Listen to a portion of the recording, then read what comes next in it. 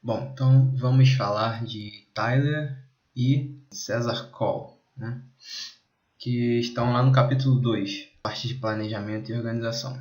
Mas antes da gente falar desses dois caras, é bom a gente traçar algumas diferenças entre o eficientismo e o progressivismo. O principal teórico do eficientismo é o Bobbitt, e o principal teórico do progressivismo é o Dewey, que teve influência no Anísio Teixeira. Não sei se tem acento aqui, mas Teixeira. E o Anísio Teixeira é brasileiro, todo mundo sabe. Eu acho que tem acento. Então, o objetivo do eficientismo, o modo que opera esse pensamento aqui, ele tinha o objetivo de socializar o jovem para a vida política e econômica, porque o contexto que ele surgiu, haviam duas correntes muito fortes. Uma era na psicologia e a outra era na economia, ou melhor, na administração. Na psicologia, a corrente era o behaviorismo, ou comportamentalismo em português, e na administração era o Taylorismo, que é uma forma aprimorada do Fordismo. E nesse contexto, o que importava, o que a sociedade estava mais preocupada aqui nesse contexto, em preparar o jovem para levar uma vida economicamente ativa e politicamente também, tá? Economicamente e politicamente, vou abreviar.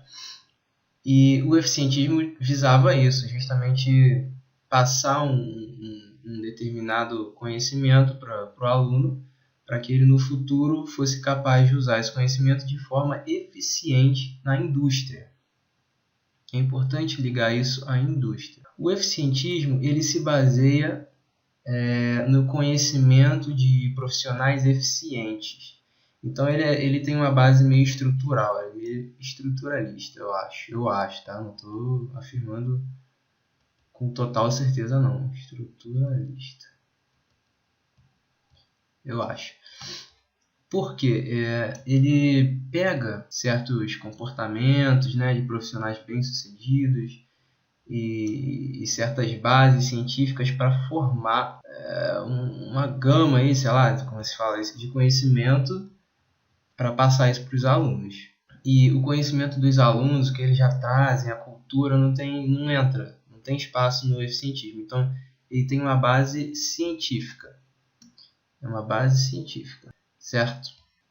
E, óbvio, as maiores críticas a esse modo aqui de pensar é que ele era um instrumento de controle social. Porque se todas as escolas se baseassem pelo eficientismo, a ideia que ia prevalecer é essa ideia de que a gente tem que estudar para ser eficiente na indústria e na economia.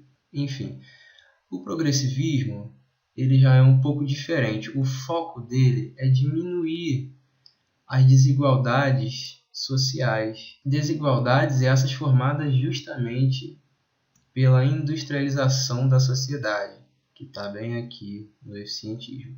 E que o eficientismo perpetuava isso, né, de certa forma. Os teóricos do progressivismo acreditavam que a desigualdade não era natural, não era uma consequência natural, mas ela podia ser mudada como? A partir de uma intervenção na educação e mais especificamente no currículo. Então, mudança pelo currículo. Tá meio desorganizado aqui, mas acho que dá para entender. A mudança tinha como objetivo uma sociedade mais igual, né? Sociedade mais harmônica, como diz no livro. Tá.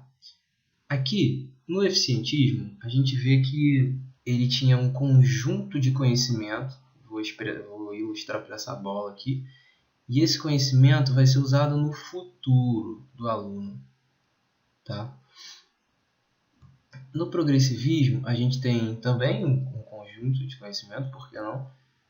Só que esse conhecimento ele vai ser usado agora pelo aluno.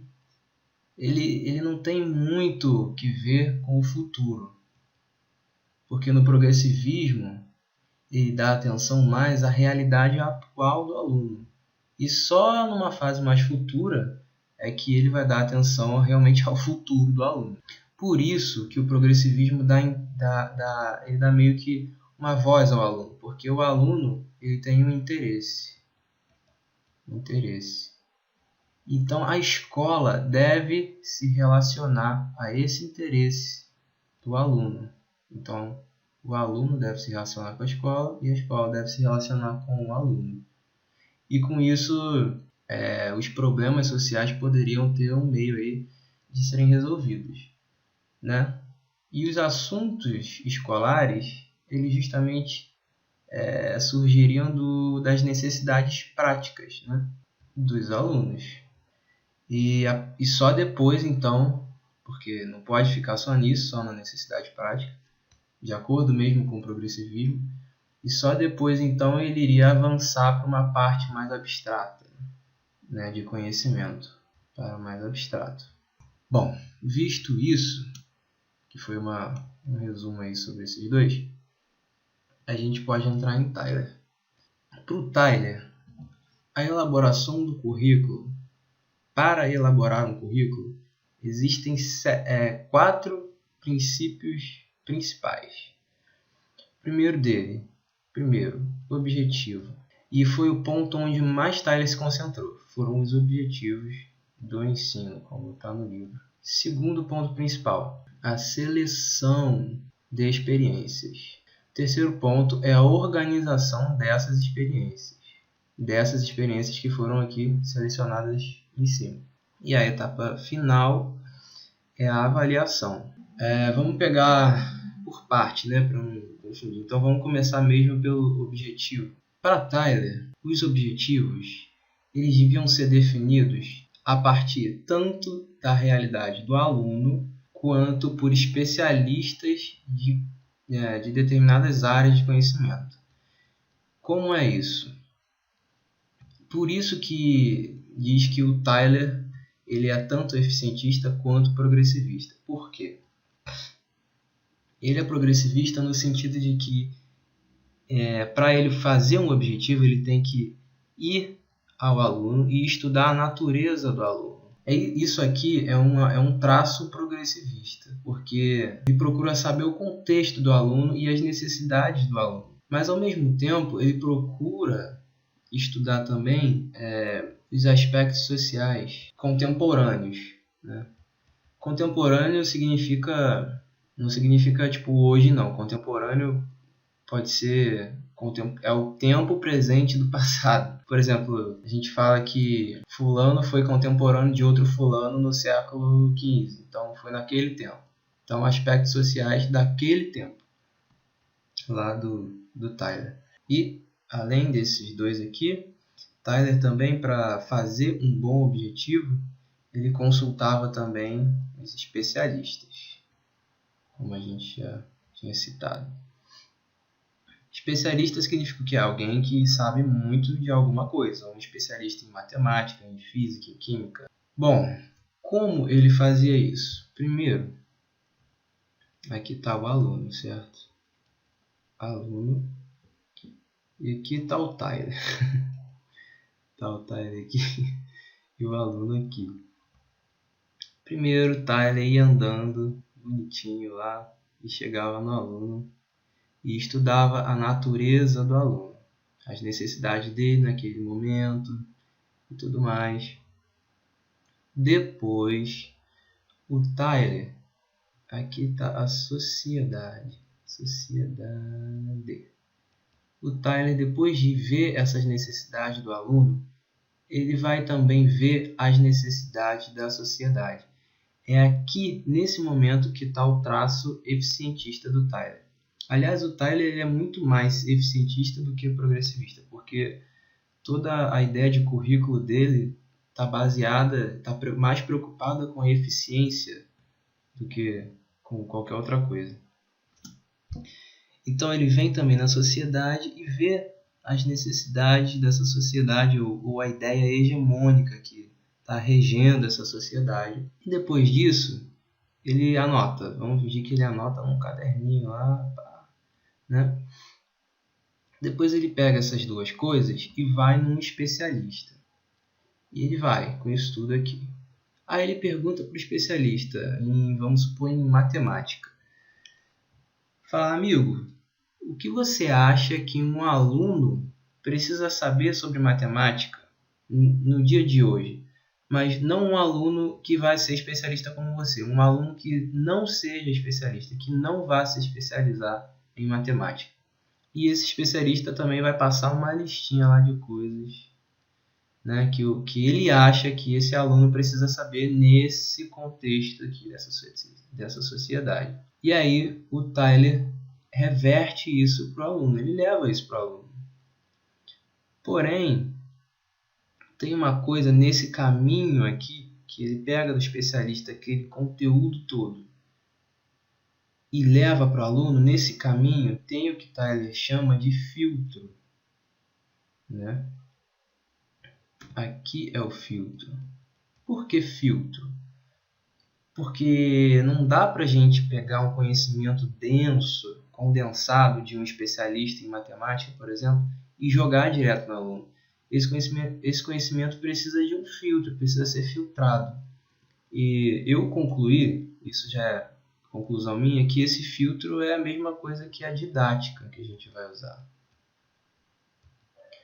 Entendeu? É a didática. Para mim é a didática. Não sei se é exatamente isso mesmo. Bom, esse filtro ele possui duas características. Ele possui a característica psicológica e a característica filosófica. A característica psicológica diz respeito à capacidade do aluno. Porque ele vai adequar aquele conhecimento denso do especialista de acordo com a capacidade do aluno, de compreensão dele, né? A característica filosófica desse filtro ele vai pegar esse conhecimento do especialista também e vai adequar aos valores da sociedade contemporânea, valores sociais. Por isso que aqui o eficientismo fica muito mais forte, muito mais evidente. Eficientismo. Porque se, por exemplo, o valor da sociedade lá contemporânea for um valor de eficientista, de que o jovem tem que se formar para trabalhar numa indústria, então o Tyler vai pegar isso e vai usar isso, entendeu? E por isso que ele recebe críticas fortes, porque os críticos dele vão dizer que isso aqui, esse filtro filosófico dele, é um forte fator de controle social. Bom, continuando.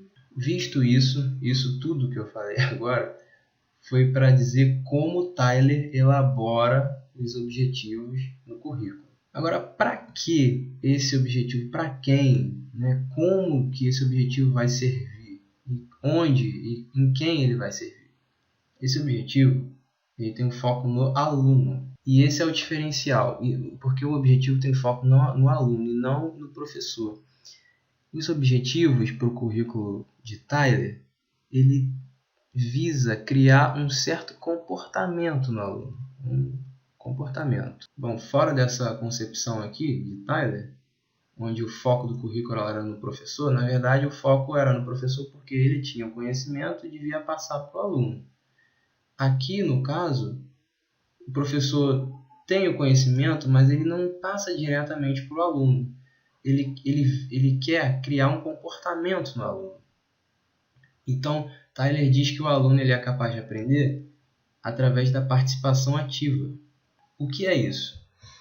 Isso aqui significa assim, que o professor ele não vai lá e vai falar um monte de coisa para o aluno. Na verdade, o professor ele vai criar situações e circunstâncias para que o aluno responda com algum determinado comportamento. Por exemplo, não sei se todo mundo viu, mas a gente viu um vídeo sobre o behaviorismo, que é a mesma coisa que comportamentalismo, que tinha um pombo, né? E toda vez que o pombo virava a cabeça para a esquerda, e saía uma migalha de pão de um buraco lá. E aí o pombo comia, né? E aí ele ficava olhando, cadê o pão? E de repente ele virava para a esquerda de novo. Aí saiu o pão de novo.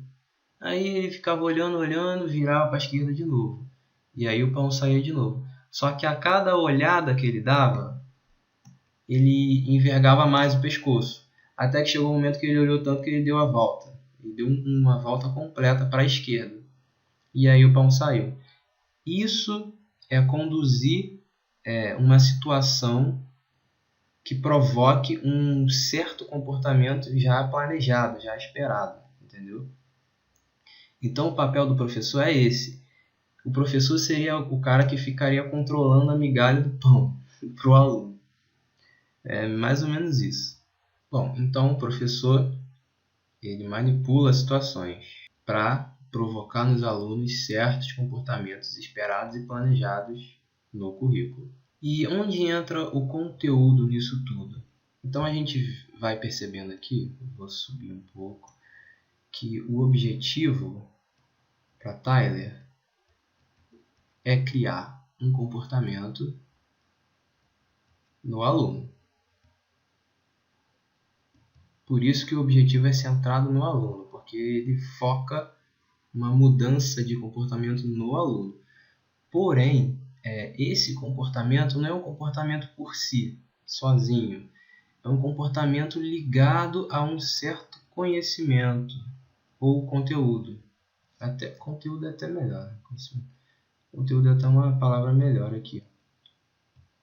Por quê? Vou dar um exemplo lá até que está no livro mesmo. Por exemplo, o aluno está lá no currículo. O aluno deve desenvolver comportamento de ter pensamento crítico. Bom, mas ter pensamento crítico é algo muito generalizador, é uma coisa muito ampla.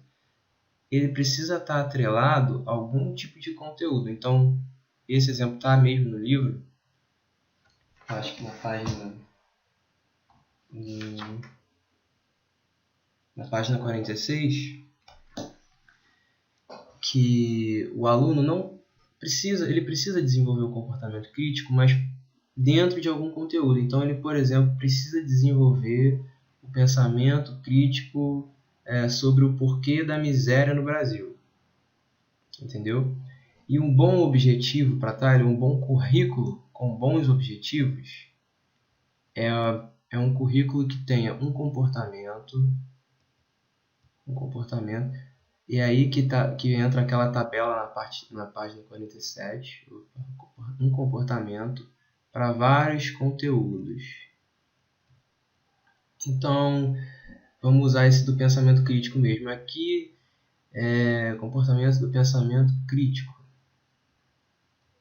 E aí, ele tem que desenvolver esse pensamento crítico na história do Brasil, né? Porquê da miséria. História do Brasil ainda está muito abrangente, tá? Eu acho que até é meio errado isso. Então vamos lá. Miséria no Brasil. Miséria no Brasil. Pensamento crítico na violência do Brasil. Ou até mesmo pensamento crítico sobre a matemática. Ou então ver a geometria na natureza. Enfim. É o mesmo comportamento para vários conteúdos, para várias áreas do conhecimento. Deixa eu apagar isso aqui. E essa tabela está na página 47, para quem quiser ver lá. Bom, visto isso, como para criar esse comportamento, Tyler, né, na elaboração do currículo, precisa selecionar alguns tipos de experiência. E aí é que entra aqui, a seleção de experiência. Então vamos falar disso. Para Tyler, as experiências devem ser selecionadas para criar o máximo de eficiência.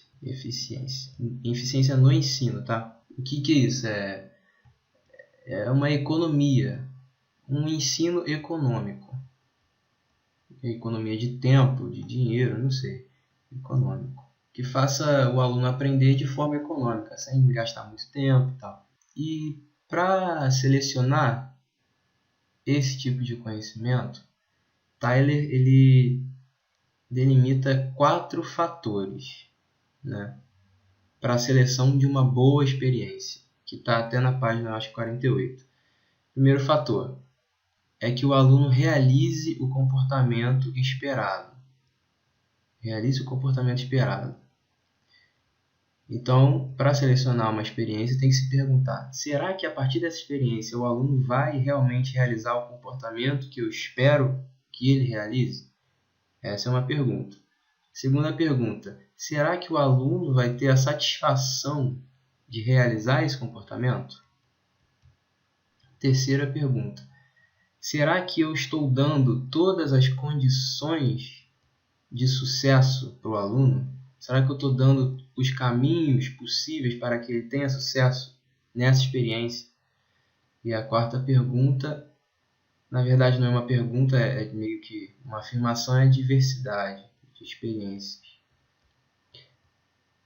Diversidade de experiência meio que significa assim: eu tenho um comportamento, mas eu tenho que ter 5 experiências para esse comportamento. Só um exemplo, tá? Isso não está no livro, não. Isso é coisa minha, pode estar errado.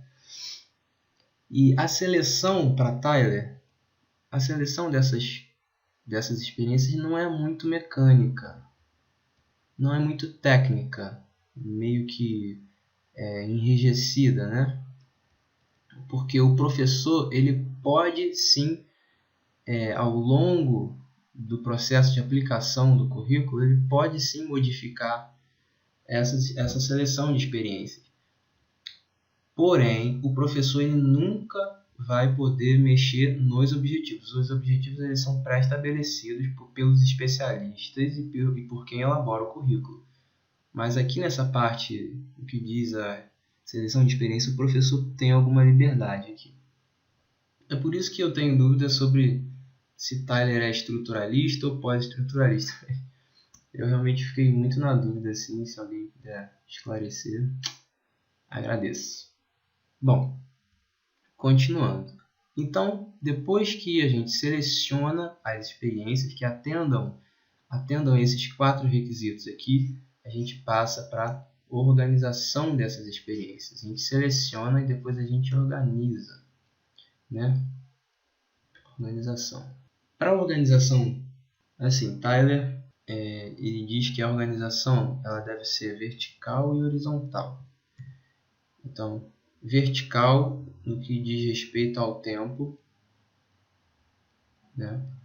Tempo mesmo. E horizontal no que diz respeito ao conhecimento. São 3 os fatores para a organização dessas experiências. O primeiro fator é a continuidade. O segundo fator é a sequência. E o terceiro fator é a integração. A continuidade e a sequência estão ligadas ao tempo. E a integração está ligada ao conhecimento. Ou mesmo às áreas de conhecimento. Seria até melhor, né? Áreas de conhecimento. Como funciona isso? A continuidade é assim: eu tenho um objetivo e eu tenho que atingir esse objetivo. E eu elaboro, seleciono um determinado número de experiências que foquem nesse mesmo objetivo. Por isso daí também a diversidade. A diversidade das experiências é importante por isso. Porque precisa ter continuidade, mas ao mesmo tempo diversidade. Então eu vou selecionando as experiências com continuidade, de forma que elas não se quebrem no tempo. De forma que elas não fiquem descontextualizadas assim, uma da outra. A sequência diz que cada experiência deve ser mais difícil que a anterior.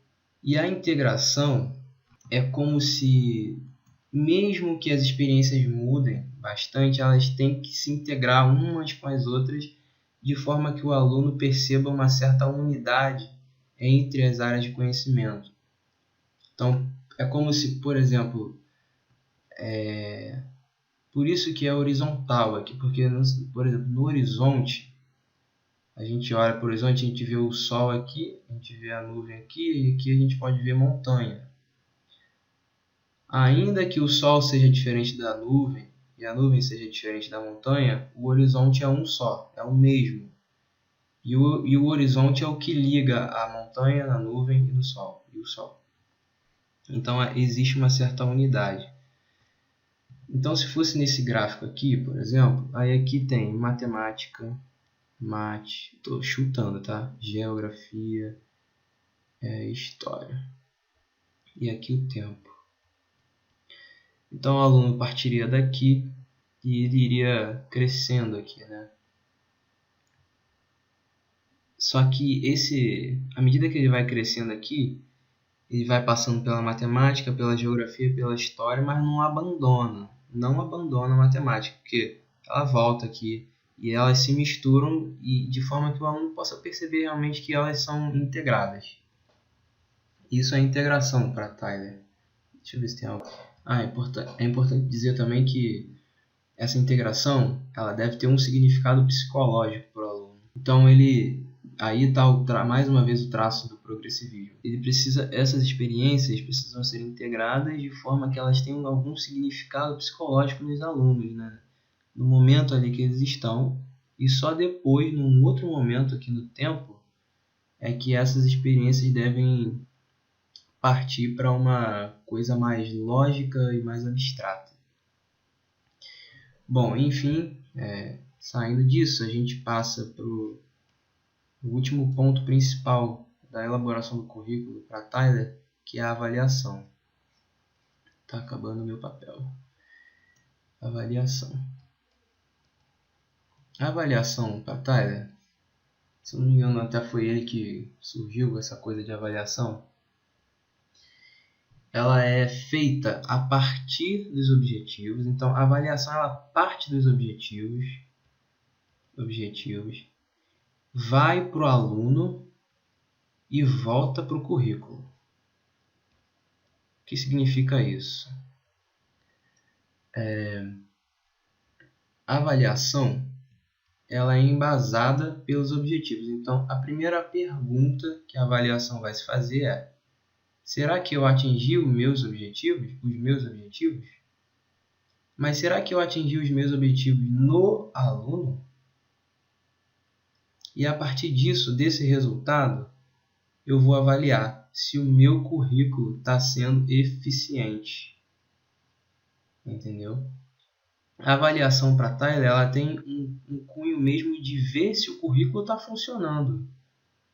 E não de, por exemplo, de dar um feedback para o aluno e para os pais. Ele até diz isso no livro, né, que esse feedback que a avaliação pode dar para o aluno e para os pais tem uma característica mais secundária para Tyler. O principal da avaliação para Tyler é realmente ver se o currículo está eficiente.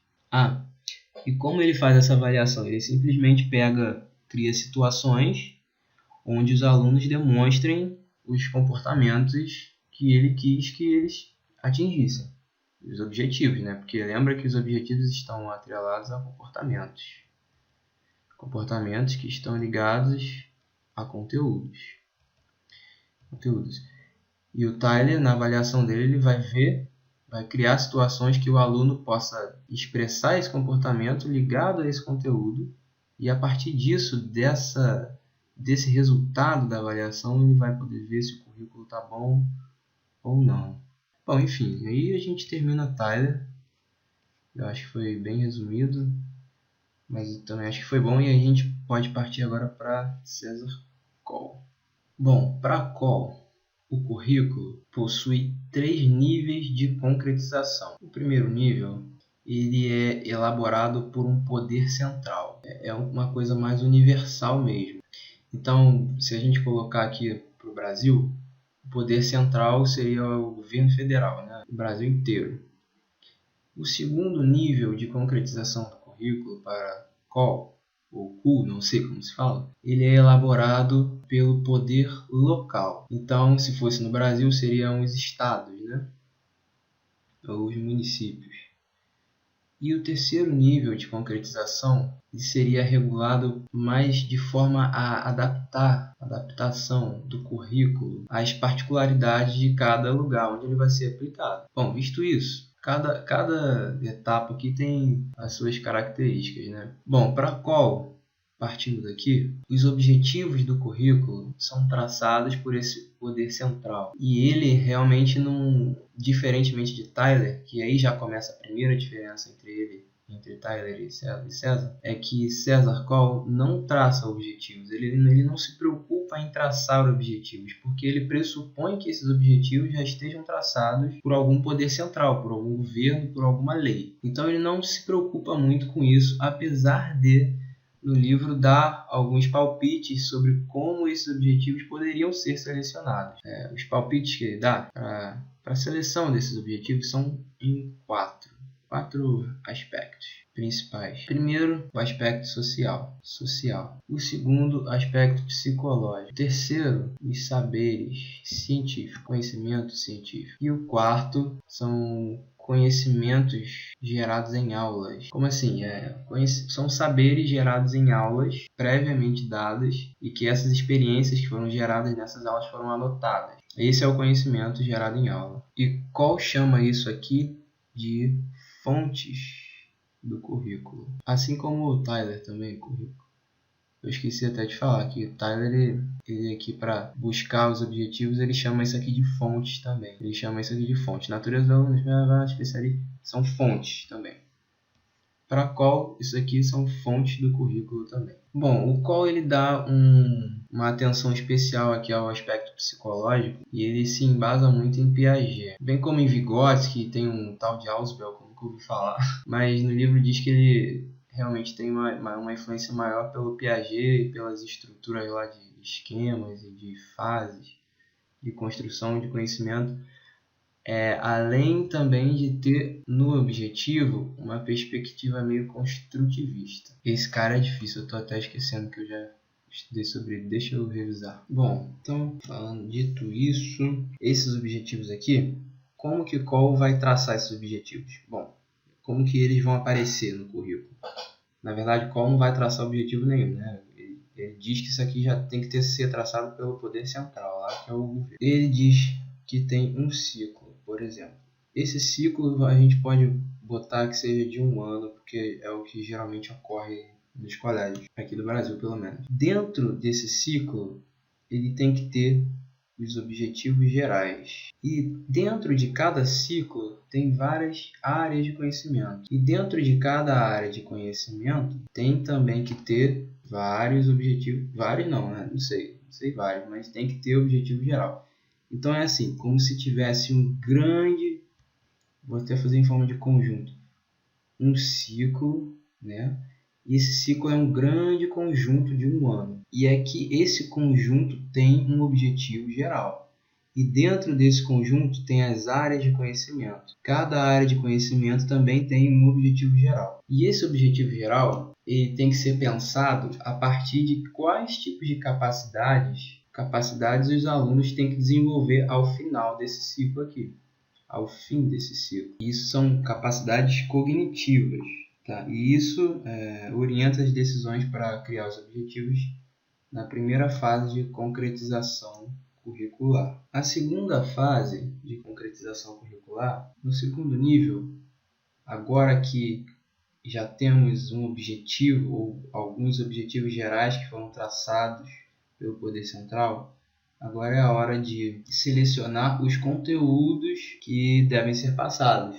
E como que Cole vai separar isso? Como que ocorre essa seleção de conteúdo? Ele separa isso em 4 fases. Primeiro, identificar os principais componentes do conteúdo. Depois de identificar os principais componentes do conteúdo, vai ter uma análise da relação entre esses principais componentes. Depois de analisar a relação entre esses componentes, ele vai estabelecer uma estrutura entre eles. Depois de estabelecer essa estrutura, ele vai finalmente sequenciar essa estrutura. Vai sequenciar, né? Porque primeiro ele vê o que é importante dizer. Depois ele vê como que tudo aquilo que é importante dizer se relaciona. Depois ele vai estruturar tudo aquilo que ele viu que se relaciona. Depois ele vai sequenciar essas coisas para transmitir de uma forma didática e compreensível, né?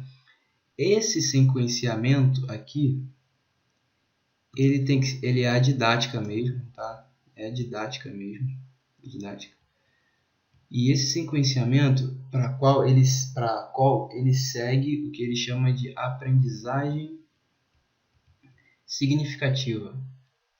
Aprendizagem significativa. O que significa isso? Aprendizagem significativa. Significa isso aqui. Do simples para o complexo e do geral para o particular. Só isso. E isso aqui, essa seleção de conteúdo, ele faz para poder sequenciar na terceira fase de concretização do currículo, que na verdade é onde realmente ele vai sequenciar tudo isso que ele viu antes aqui. E aqui é onde acontece também o ajuste do currículo, né, às escolas, a adaptação, como já está escrito aqui, e realmente não tem muito o que dizer sobre isso no livro, até porque no livro tem pouca coisa sobre isso. Então acho que é isso mesmo. Espero que tenha ajudado, até porque já tem muito tempo, já quase 50 minutos. Uma coisa que é importante falar é que aqui, foi até uma dúvida de umas pessoas, o eficientismo e o progressivismo, eles não são perspectivas de conhecimento. A perspectiva de conhecimento é aquela que diz que talvez o conhecimento científico seja mais importante, ou o saber popular seja mais importante, ou os dois sejam importantes. Isso são perspectivas de conhecimento, que está no capítulo 3. O eficientismo e o progressivismo são mais meio que modos de se usar esse conhecimento. Então, por exemplo, se eu tenho conhecimento científico, eu posso usar esse conhecimento científico de forma eficientista ou progressivista. Tudo bem que tem coisas que não se batem. Por exemplo, na perspectiva crítica, a perspectiva crítica não tem como ser eficientista. Não tem, porque ela critica justamente isso. Entendeu? Enfim, eu não sei muito sobre isso não. Eu tenho que ver mais. Mas eu acho que é mais ou menos isso. Espero ter ajudado. E certamente devo ter falado alguma besteira aí pelo caminho. Então me corrijam, porque não quero também errar na prova. E é isso. Esse mapa aqui, essas coisinhas que eu escrevi, eu vou salvar em imagem e botar para download, porque sei lá, talvez possa ajudar, né? Isso aqui tudo. Tá, então, tchau, boa prova.